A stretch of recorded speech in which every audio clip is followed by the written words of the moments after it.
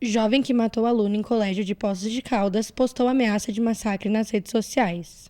Adolescente mata pai, mãe e irmã a tiros dentro de casa em São Paulo. Aluno apreendido sofria bullying e teria anunciado ataque em escola. Aluno detido sofria bullying por ser gay. Essas notícias mostram o quão real e recente é a questão da agressividade entre os jovens. Esse é um assunto muito delicado e complexo que precisa ser discutido para que seja possível pensar em estratégias de prevenção, especialmente no contexto escolar. Assim, para começar o nosso podcast, a Fernanda vai trazer algumas conceituações teóricas sobre o tema. Então, eu acho que para qualquer fenômeno é importante a gente começar com uma contextualização histórica do tema. Então, se a gente pensa agressividade, acho que primeiro tem que entrar em discussão como o Brasil foi construído e fundado em relações violentas de autoritarismo e relações violentas raciais, elitistas e machistas, e como hoje essas relações estão cada vez mais violentas, com taxas altas de violência racial, de gênero. E é importante a gente pensar também que os grupos minorizados são quem mais sofre essas violências e também as crianças e adolescentes. Para a gente entender um pouco como isso se dá, também é importante a gente pensar que essas violências vêm de várias especificidades de acordo com os grupos minorizados. Então, é possível que uma pessoa sofra violência racial, de gênero, de sexualidade, tudo ao mesmo tempo. E é o que a gente vai começar a pensar sobre interseccionalidade, que traz diversas formas de sofrer violência ao mesmo tempo. Por isso, a gente acredita que não dá para olhar a agressividade de forma isolada e individualizada. E que isso é, inclusive, uma estratégia de dominação, no sentido de que quando você individualiza a agressividade, você retira a violência da relação social e da responsabilidade social. E a partir disso, o que a gente gostaria de pensar é que a violência está, no geral, nas relações territoriais e contextualizadas. Então, a gente precisa pensar sempre como a violência está nessas relações de acordo com os territórios. E que muitas vezes, nesses territórios, tem ciclos diversos de violência que afetam tanto a família, quanto a comunidade, quanto os professores, quanto os outros funcionários do ambiente educacional. E que muitas vezes essas pessoas sofrem e exercem diferentes tipos de violência, no sentido de que a violência é perpetrada nas relações sociais. E os alunos muitas vezes vivem isso de diversas formas, reproduzem, mas também sofrem diversas violências. Muitas vezes esse olhar que é comum de individualizar a violência como um aluno problema, um aluno que causa, isso é comum. Muitas vezes isso pode vulnerabilizar mais ainda esses alunos que podem estar em situação de violência. E a gente trouxe uma autora também, que chama Bell Hooks, que fala um pouco sobre como os meninos negros, num processo de opressão também nas escolas, eles são ensinados a ou ficarem quietos, ou quando eles questionam, eles também são ensinados de que isso é levado como um questionamento violento. Muitas vezes eles são taxados no lugar de violentos apenas por estarem num lugar que não é de passividade ou de submissão. E como isso acontece recorrentemente, assim. E a partir disso, a gente gostaria de pensar juntos, assim, estratégias que possam ser menos individualizantes da violência e que possam trazer olhares mais coletivos, que possam acessar a violência que a família sofre e também exerce, a comunidade, os professores e os alunos. Então, pensar maneiras de cuidar disso, olhando para a individualidade desses alunos e olhando para esse coletivo que também é violento muitas vezes. E acho que é importante a gente também comentar o fator biológico que está presente nesse momento do desenvolvimento, né, na adolescência. Então, nesse momento, a gente ainda não tem todas as regiões encefálicas desenvolvidas para ter uma análise crítica das nossas ações ou mesmo das consequências delas, né? E aí isso faz importante lembrar que o desenvolvimento das áreas límbicas, né, essas áreas que são relacionadas com prazer e expressões emocionais, antecede das áreas corticais frontais, que são relacionadas à tomada de decisão. E aí isso pode levar a uma impulsividade e tomar de decisões baseadas nas emoções, como raiva, angústias, etc. E aí acho que vale a ressalva também que essas questões biológicas não justificam os comportamentos agressivos ou violentos, mas podem ajudar a gente a pensar, né, um pouco essas atitudes que são muito presentes nesse momento da adolescência. Sim, e com esse contexto e considerando essas ressalvas, acho interessante a gente discutir um pouco a importância de se conversar sobre esse tema. Por que a gente resolveu falar sobre isso? E também o porquê que a gente escolheu entrelaçar esse tema com a internet. A verdade é que hoje em dia é quase impossível falar de juventude sem mencionar a internet. A gente entende que existem realidades em que a pessoa não tem acesso direto, seja porque os pais não deixam ou por questões financeiras, mas qualquer adolescente hoje em dia é passado pela internet, seja porque ele está excluído dela ou porque ele está dentro dela. Afinal, existe um mundo, uma vida social que acontece 24 horas por dia dentro das redes sociais, e o uso da internet por essa geração é muito maior do que das gerações passadas. Afinal, eles já nasceram com esse acesso. Já vimos aí nas notícias que a gente trouxe que o uso exagerado pode levar sim à agressividade, e você ser excluído por não estar em alguma rede social ou por fora de alguma informação também pode levar a situações de violência. Por isso que é fundamental a gente levar em consideração a variável da internet, redes sociais e aparelhos tecnológicos quando a gente vai falar de violência e agressividade entre adolescentes, porque essa é a realidade e o cenário atual. Sim, esse cenário de violência e agressividade nas redes sociais acaba mostrando a relação do mundo físico, que se expressa no online, né? Então, muitos adolescentes vivem essa sensação de coragem que a internet dá. Também uma falsa sensação de anonimato, né? Que acaba dando uma possibilidade de se expressar de forma violenta e viver essa agressividade sem ter se identificado. E até revela alguns preconceitos e coisas que estão estruturadas na dinâmica dos adolescentes, mas também se distancia por esse anonimato. E acabam se distanciando da responsabilidade e de culpa em relação a essas atitudes. E outro ponto que é muito importante destacar é sobre o descontrole parental em relação a essas questões. Afinal, os pais são de outras gerações e muitas vezes eles não sabem o que o filho está vendo e está fazendo, muito menos qual é a melhor abordagem para se aproximar dessas questões. Esse conflito geracional foi uma demanda muito grande que apareceu para a gente, até mesmo pelas escolas e instituições que lidam com adolescentes, porque eles têm muito mais conhecimento do que as pessoas mais velhas, então é muito mais fácil de esconder e até mesmo manipular certas informações.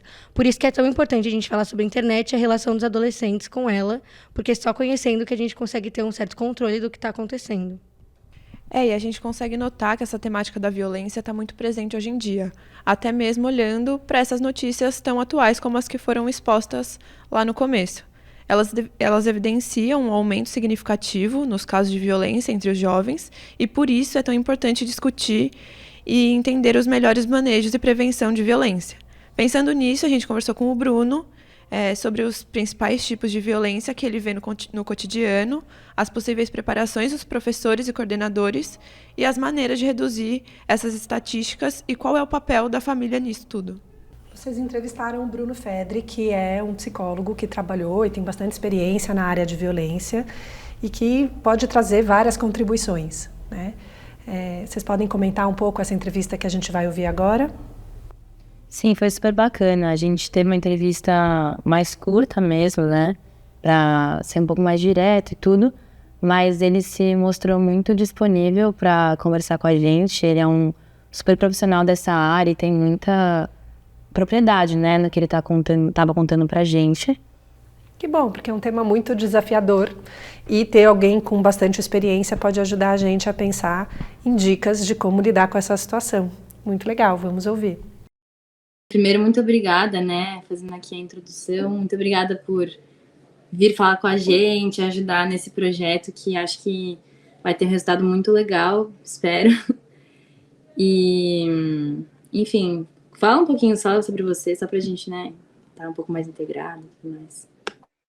Claro, muito boa tarde a todas e todos. Eu sou Bruno Fedri, sou psicólogo psicanalista. Resumidamente, eu me formei psicólogo na Metodista em 2006, fiz especialização em teoria psicanalítica na PUC em 2008, fiz meu mestrado em psicologia clínica na PUC em 2014, finalizei, fiz meu doutorado na USP, finalizando agora em 2024, e sempre trabalhei atendendo vítimas de violência e crimes. Então, se eu puder dar um grande resumo, é isso. Ótimo, muito obrigada. Eu sou a Maria e a gente vai fazer 3 perguntas para você, uma coisa mais resumida, mais para a gente focar mesmo.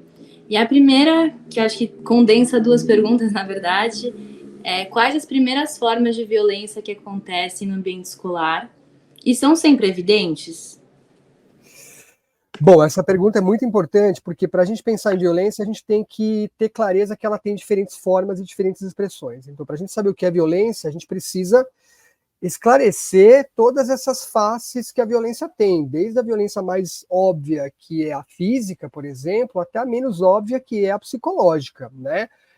Então, é super importante que a gente saiba os tipos de violência para a gente saber quais deles estão acontecendo na escola, especialmente, e a partir daí, como é que a gente pode encontrar formas de evitar que ela aconteça. A grande maioria da violência que acontece nas escolas seria a violência psicológica ou bullying, mas a gente sabe que tem violência física, que tem assédio sexual, moral também.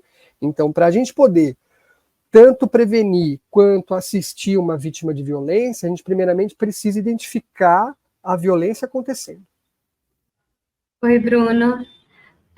Como identificar sinais de agressividade em jovens? E você acha que é importante para essas ações preventivas em relação à violência? Olha, como identificar a agressividade? Primeiramente, a gente teria que pensar que a agressividade é uma coisa diferente de violência. Existem alguns autores que vão dizer que é a mesma coisa, né? Mas eu acredito que a gente tem que separar um pouquinho o que é agressividade do que é violência. A agressividade, a gente pode pensar que é a nossa força vital, né? Aquilo que faz a gente acordar às 5 da manhã para ir estudar psicologia na PUC, depois fazer um estágio, trabalhar, chegar em casa, ter que cozinhar, né? É aquilo que nos move, é aquilo que nos traz a força para continuar vivendo. Para a gente fazer tudo isso, a gente precisa de agressividade. Violência, geralmente, é um ato de desconsideração do outro, né? Ela tem um efeito final, digamos assim, mais destrutivo, né? Então, eu acho que o que a gente pode verificar em alunos, alunas em escolas, pelo ponto de vista da violência, seria a gente avaliar que esses alunos, por exemplo, que estão sofrendo violência, geralmente ficam mais isolados, inclusive aqueles que sofrem aí violência em casa, né?